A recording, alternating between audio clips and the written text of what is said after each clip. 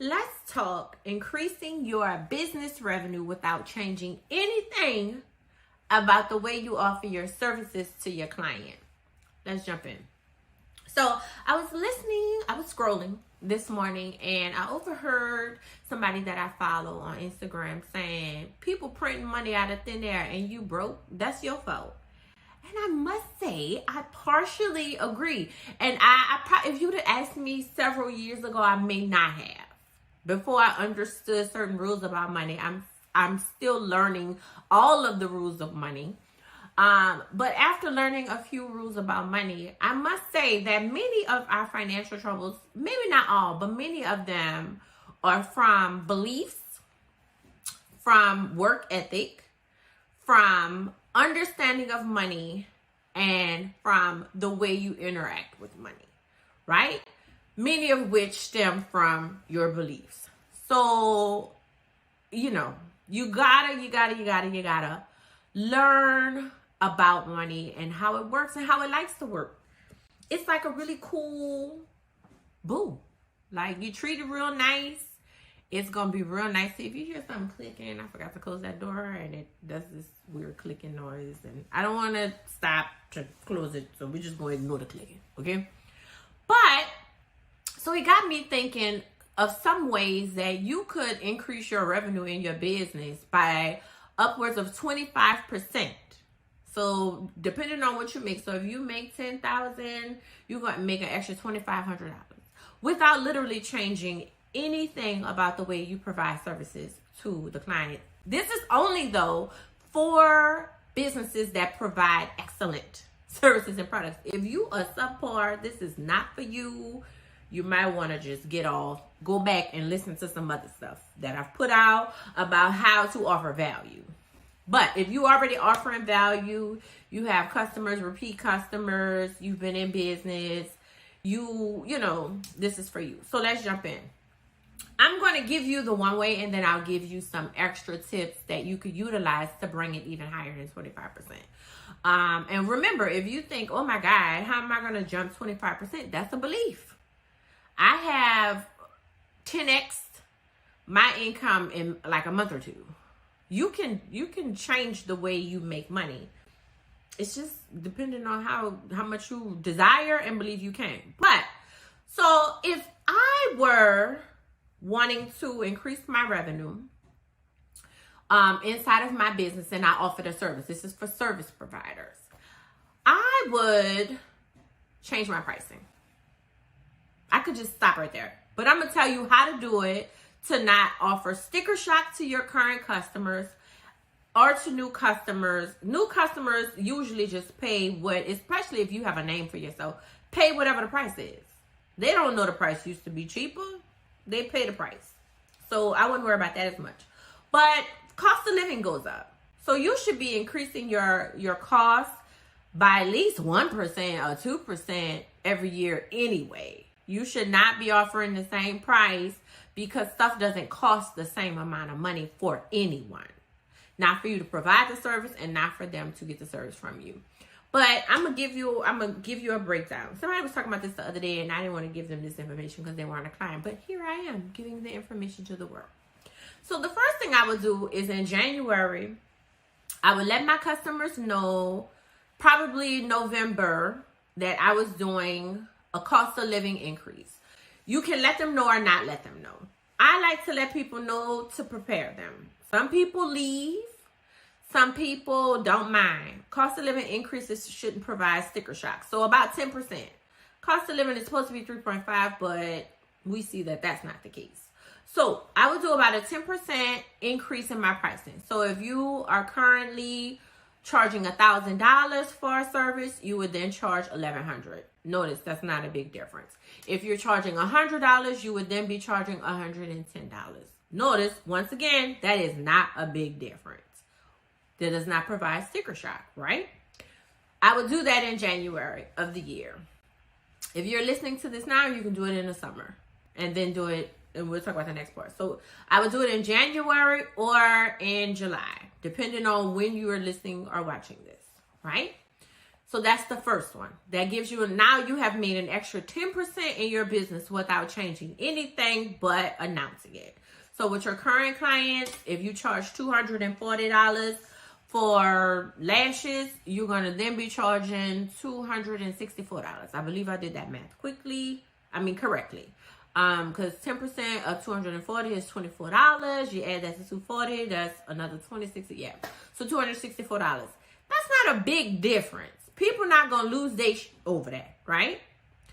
So that's the first price increase. This is for people who have not, and this is also for businesses that have not changed their prices in a while. If you haven't changed your prices in a while, this is not anything.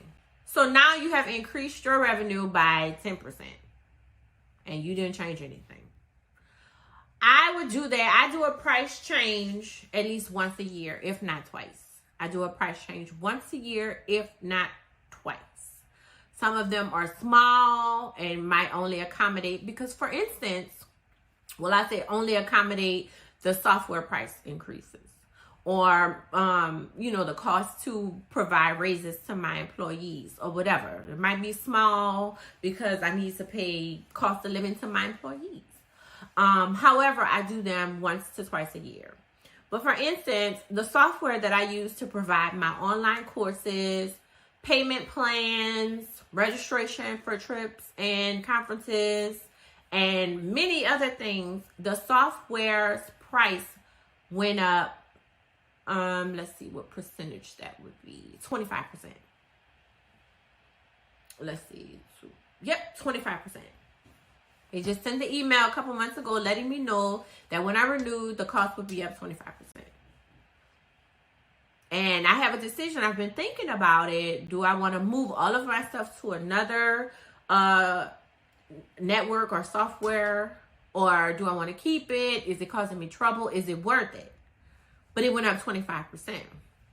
So now if I keep my prices the same, I'm making less. I'm making money minus what I'm paying to renew software, to pay employees. So then I'm making less money. So some increases is just for maintenance of the business. Just like the cost of eggs and milk went up, the cost to provide certain services go up. I don't care what nobody say. Like, you may have software that they send you an extra $1,000 bill. We have some service providers coming to one of the buildings on Valentine's Day. The invoice itself is $1,000. So if these people don't mind charging thousands of dollars for the services they provide, why are you scared to ask for your value? That's only if you're providing good value. But why are you scared? So that gives you 10%, right? 6 to 12 months later. So this is a 12 to 18 month plan. 6 to 12 months later, you're going to do another 10% increase. You're going to do, I would do it within the same 12 calendar month year. You're going to do another 10% increase. This is so you can catch up to the market. So now and I know some people are saying, well, goddamn, especially if you're on the receiving side. But if you do it in increments like that, I don't. You might catch me one week and it's, when I shift prices, I shift it based on skills that I have acquired, me positioning myself in the market based on the value that I can provide, based on the value that I have acquired, based on the skills. Now I have better skill set. I position myself based on how much money I can make you. So let's say you pay me $15,000 a year to work with me. That's not my price. I'm higher. I'm going to go ahead and say it. I'm higher than that. But let's just say you pay me $15,000 a year to work with me, right? And you pay me my $15,000 and then I make you $115,000. And that's on the low end. I make you $115,000. One client, she makes 4 times what she was making before. Another client made an extra $40,000 a month. So let's say you pay me $15,000 a month. $15,000 a year, and you make $115,000. in that year. That's how I negotiate and how I write my prices, or how I put my prices out based on what I can offer to the client. So you know, you have to decide what your value is. So for you to go up 10% and then another 10% is really still cost efficient. But if you do that, you have ultimately increased your revenue by 20% without changing anything else inside of your business. You still offered a great service. Now you can buy that new chair. Now you can bring in that assistant. Because some of you are scraping by and you don't need to, because you offer great services. People would be willing to pay you, as long as you know, some people you got to give them a little time, but they don't mind. You have been limiting yourself, and that's what I believe the person I was watching on Instagram is saying. You have been limiting yourself.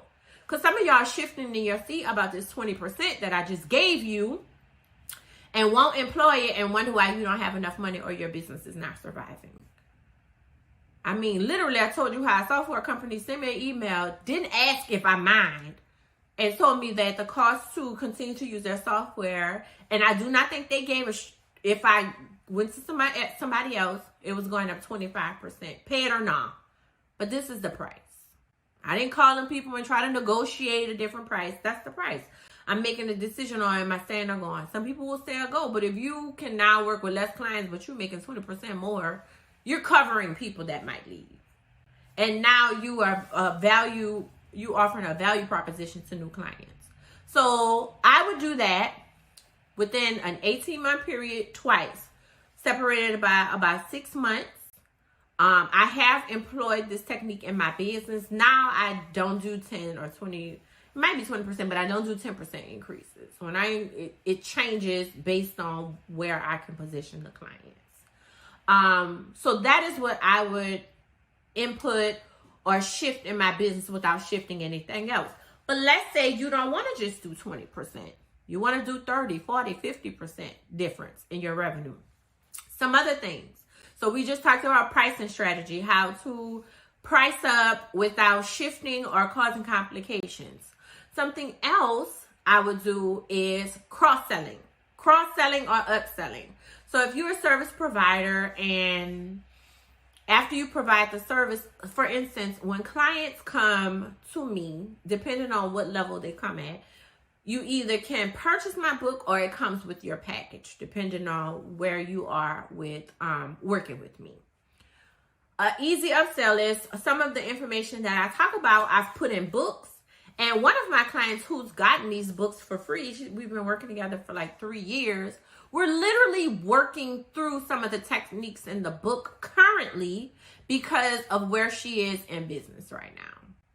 So you can have products, if you're a service-based company, you can have products, let's say you're a hairstylist.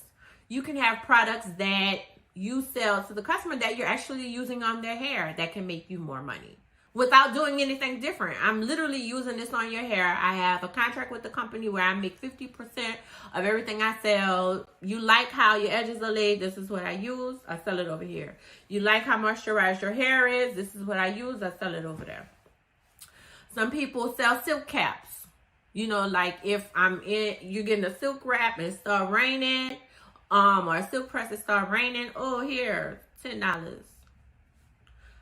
Cross-selling. Or I went on somebody's website the other day because they offered a course and realized they didn't offer the course. They have an agreement with somebody else that offers the course, but that's their expertise. So I'm sure they get a percentage. So learning cross-selling. What products do I already use? You can get, I'm not going to give you that one for free, but you can get things to position yourself with where products you're already using in business to offer your service, and then cross-sell, get a contract with the companies and sell it to your customers because you're already using it. They already see you using it. And then this is the other thing that's super important that has really multiplied my revenue. Although we work to attract new customers, I use a lot of well, that's not true. We also use energy and resources to retain customers. So as my income is going up, it's going up because I keep my old clients as well as attract new clients. And I think it's partly from how you offer your services, what kind of relationship you have with your customers, how they feel about the service you offer, and if it stays useful. And that's across the board. So customer retention is really big. You don't want a business where customers come to you once, they don't really like it, so they never come back, or they come twice and then whatever. You offer something that is invaluable. Like the lady who braids my hair is super sweet. I can go to other braiders. She's super sweet. So I don't even look for other braiders. She puts me on a schedule. Like if I'm going out of town, she makes sure I get an appointment. She's on time. I'm locked in. Ain't no switching up. So she stay booked because she probably keeps her customers because she's kind. Sometimes it's not even hard. So those would be some of the things that I would do with the first one.